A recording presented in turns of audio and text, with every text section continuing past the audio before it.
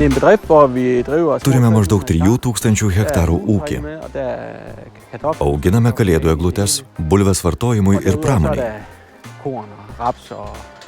Be to, auginame kviečius, rapsus ir kitus javus.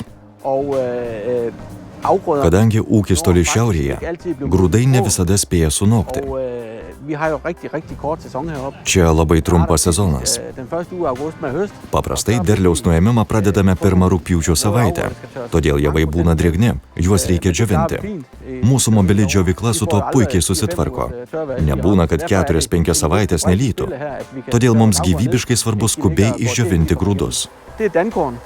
Tai Denkorn nuolatinio srauto džiovykla su 80 tonų per valandą pajėgumu, kurio užtenka pagal mūsų poreikius.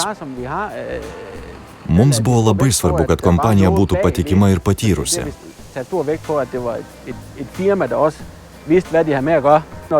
Visas ūkis priklauso nuo įrengimų. Jie turi veikti be problemų. Turime pasakyti, kad Denkorn įrenginiai šiemet veikia nepriekaištingai. Pirmos 2 metus turėjome smulkių kliūčių su programavimu, bet šiemet viskas tobula.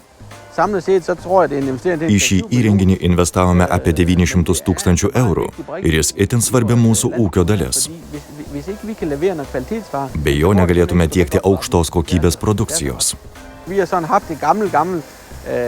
Turėjome labai seną įrengimą ir jei būtume žinoję, ką žinome dabar, verčiau būtume pasirinkę Denkorn sprendimą.